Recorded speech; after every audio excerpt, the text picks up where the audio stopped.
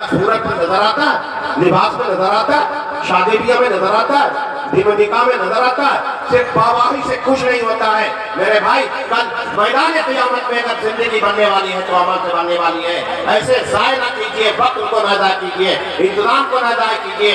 अल्लाह के रसूल का तज़किरा हो, हुज़ूर पाक सल्लल्लाहु अलैहि वसल्लम की सीरत को बयान किया जाए और वाहवाही में छोड़ दी जाए। लेकिन नाते रसूल का तरीका यह है, अल्लाह के रसूल के तरीके के मुताबिक दीन के सांचे में ढल जाए। हमारी सीरत से, हमारी सूरत से, हमारे किरदार से, हमारी शादी ब्याह, लेन देन, तिजारत, मुलाजमत, खरीदो फरोख्त सब पे सीरत नजर आए, सीरत नजर आए, सूरत पर नजर आए। मैं तो ये बयान करता हूँ, अक्सर कहा करता हूँ मेरे भाइयों, हमें आपको गौर करना, फिक्र करना किस रास्ते पर चल रहे हैं, कहाँ जा रहे हैं। अल्लाह के रसूल ने वो दीन और शरीयत दिया जिसके बारे में ऐसा फरमाया गया, लक़द जीतुकुम बिहा नक़िय्यतन लौ कान मूसा हय्यन मा वसिअहु इल्ला इत्तिबाई। ऐसा दीन देकर भेजा, फिर हम उसके बावजूद अपने को ना बदले तो मेरे भाइयों बड़ी मेहरबानी की बात है। मैं आप से जहाँ तक आवाज मेरी जा रही है, मैं साफ साफ ऐलान करना चाहता हूँ कि आज के दाइए इस्लाम, खतीबुल इस्लाम हजरत मौलाना जुबैर आलम साहब कासमी दामत बरकातहुम उस्ताद हदीस मदरसा जामिउल हुदा मुरादाबाद से तशरीफ लाए हैं। मैं जानता हूँ हजरत को कितनी ज़हमतें सफर में हुई हैं, कितनी दुश्वारियां सफर में हुई हैं। जिस ट्रेन से हजरत को आना था वो दिल्ली ही में रुक गई, रिजर्वेशन था, नहीं आ सके रेलवे स्टेशन से और वहां तक परेशानियां और दुश्वारियों का सामना करना पड़ा। हम हजरत को कैसे कैसे लेकर आए हैं ये तो हमें मालूम है। हजरत ने मुझे फरमाया था कि जल्दी मुझे बिठा दीजिएगा, शुगर बढ़ रहा, बीमार आदमी हूँ, आपकी मुरव्वत में मुझे आना पड़ा और मैं आ गया। आने की कोई सूरत नहीं थी कि बस यहाँ के लोगों की मोहब्बत थी और वो मोहब्बत मुझे ठीक कर लाई और मैं वक्त मुतय्यना पर मैं यहाँ हाजिर हो गया। हजरत इतनी सहमतों के बाद आए कि जिससे रिजर्वेशन था वो ट्रेन नहीं मिल सकी, फिर गाड़ी से वहां से यहाँ तक का और बहुत तेज रफ्तार से गाड़ी से आए, तब यहाँ तक टाइम से पहुंच सके। मेरे भाइयों मैं तो कहूँगा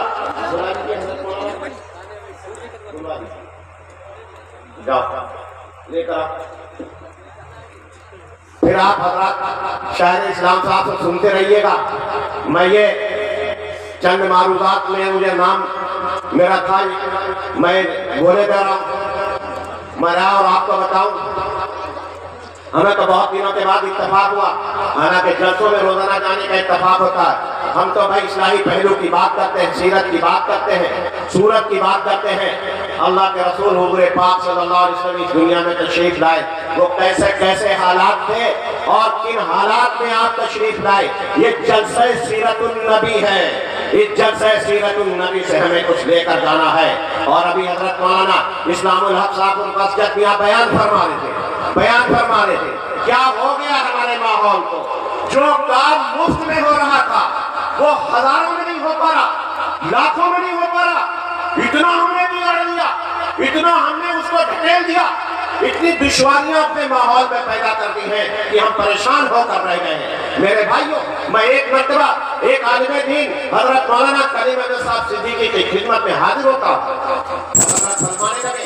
एक खत वहां पर आया हुआ था, वो सुबह बिहार से आया हुआ था। हजरत ने वो मुझे खत दिया और मैंने पढ़ा तो उसमें क्या लिखा था, जरा सोचो, गौर करो। ये मुस्लिम कौम कहाँ जा रही थी? दुनिया और इंसानियत की हिदायत के लिए आई थी। ये तमाम अक़वाम आलम के लिए रहनुमा थी, ये हिदायत का जरिया थी। इस कौम ने अपने को बर्बाद कर लिया। उनके पास खत आता है और वो खत हजरत ने मुझे दे दिया। मैंने जब उस खत में पढ़ा, देखा जाता कि हजरत मौलाना असगर साहब ने जो तकरीर की वही मैं चंद बातें आपकी खिदमत में अर्ज करना चाहता हूँ। उसमें लिखा हुआ 2 बेटियां हैं, जवान हैं, सादात खानदान की हैं, वालिद नेक तबीयत के हैं, साले हैं। वो बेटियां लिखती हैं कि हमारी उम्र, एक की उम्र 40 साल हो रही, एक की उम्र 36 साल हो रही है।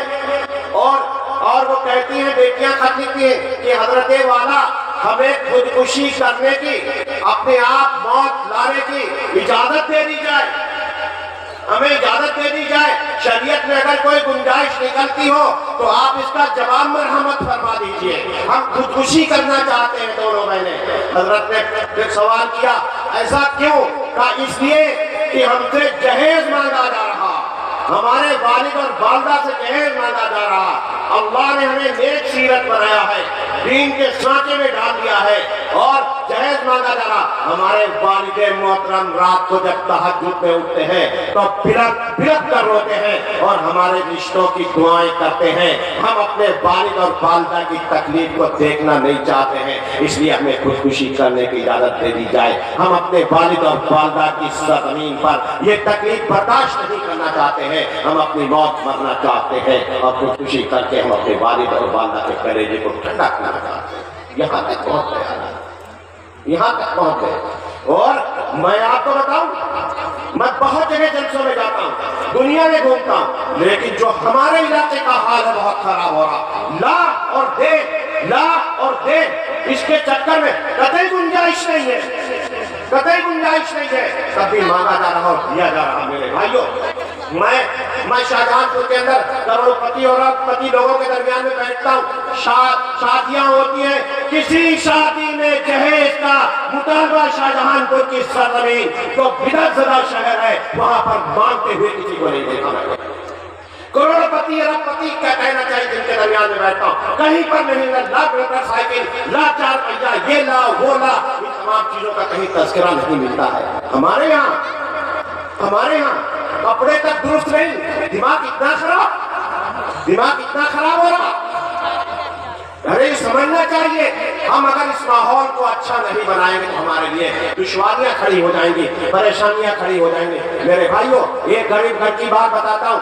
ایک بیٹی, ایک چھوٹی سی لڑکی میرے پاس آتی ہے اور کہتی مولانا صاحب تعویذ دے دیجئے. میں نے کہا کہنے لگے کہ ہماری اپی نے منگایا ہے, ان کی عمر 36 سال کی ہو رہی, نکاح نہیں ہو رہا ہے, اس لیے تعویذ کے ذریعے سے نکاح ہو جائے. میرے بھائیوں, ذرا غور کرنے کی بات ہے, ہم کہاں جا رہے ہیں, ہمارا ماحول کیا ہے.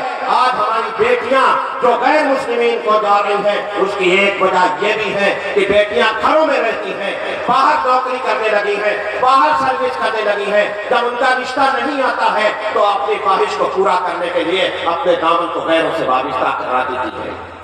ہم نے دیکھا, ہمارے ایک وکیل صاحب کہہ رہے تھے کہ ہم سے ایک لڑکی کہہ رہی ہے کہ ہم سے جتنا جہر مانگا جا رہا, ہم نے اسلام کو اس بنیاد پر چھوڑا ہے 10 روپے کے اسٹامپ پیپر پر ہماری شادی ہو رہی ہے, اس لیے لاکھوں کا انتظام نہیں ہے. 10 روپے کے اسٹامپ پیپر پر شادی ہو رہی ہے. ہم اپنی جوانی کو نہیں گنوانا کرنا چاہتے, اس لیے اسلام کو چھوڑ کے ہندو دھرم میں جاتے ہیں. یہ حال ہو چکا ہے.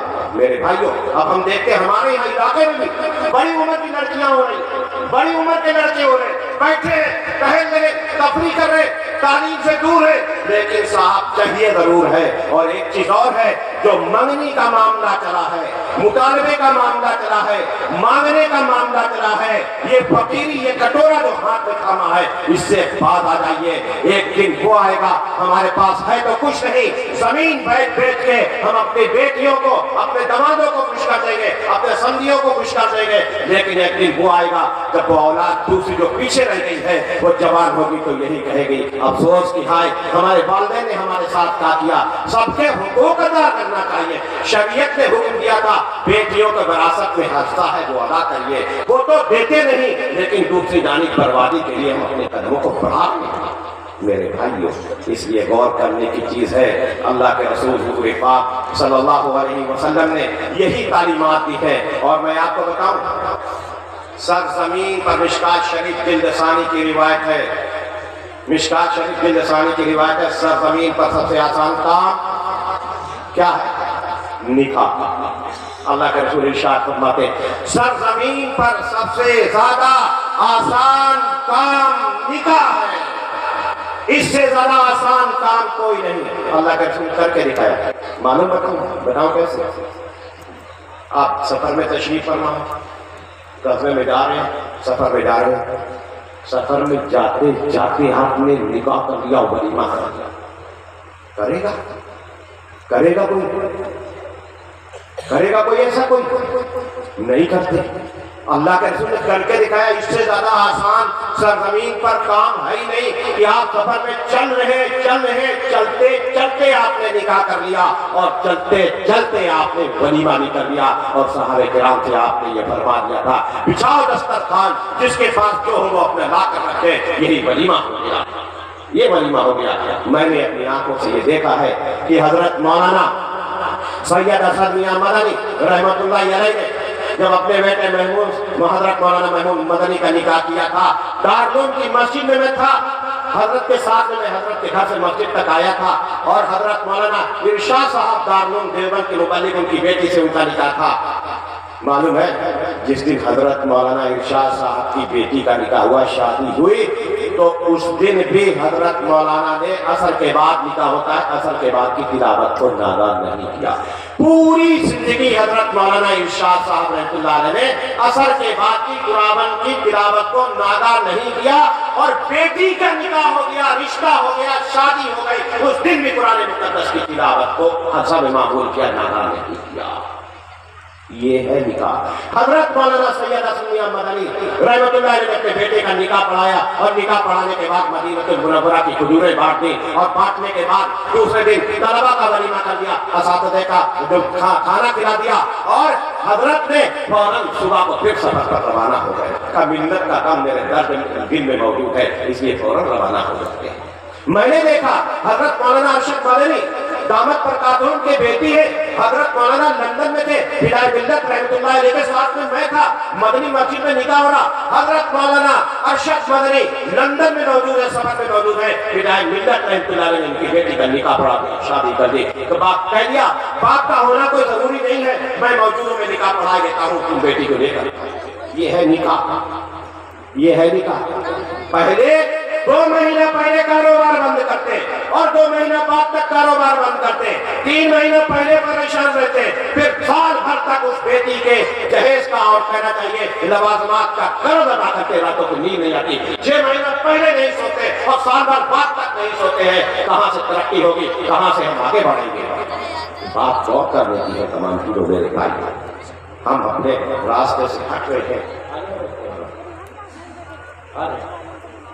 اچھا، جب حضرت مولانا تشریف لے آئیں تو بتا دیجیے گا۔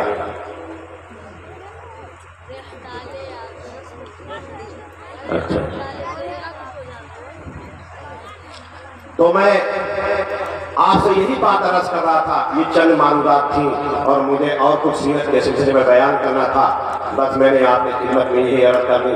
کچھ لوگوں کی خواہش ہے شاعر اسلام صاحب کو سننا چاہتے، وہ ہمارے مہمان ہیں، بڑے ہیں، دور و دراز کا سفر طے کر کے آئے ہیں یہاں ہمارے گاؤں میں، اور ان کا احترام کیجئے، احترام اور اکرام دونوں کیجئے۔ اور شاعر اسلام جب اپنے شعر کو کہتا ہے، اور دل کی گہرائیوں سے، دماغ کی گہرائیوں سے جب وہ شعر کہتا ہے، تو ایسا لگتا ہے کہ کسی کہنا چاہیے سانچے میں ڈھال کر عمدہ ترین کلام کے آبشار موتیوں کی شکل میں، یا گلاب کی پنکھڑیوں کی شکل میں آبشار کی طرح زمین پر بکھرتے نظر آتے ہیں۔ یہ شاعر اسلام جب اللہ کے رسول کی سیرت شاعر و شاعری میں بیان کرتے ہیں تو دلوں کو چھو جاتی ہے۔ مجھے اچھا لگا کہ شاعر اسلام حضرت مولانا اسعد صاحب دامت برکاتہم وہاں اعظم گڑھ سے تشریف لائے، جو ایک علمی جگہ ہے جہاں ہمارے اساتذہ رہتے ہیں، ایسی علمی جگہ سے تشریف لائے ہیں، دور و دراز کا سفر طے کیا ہے، وہ ہمارے لیے قابل احترام ہیں۔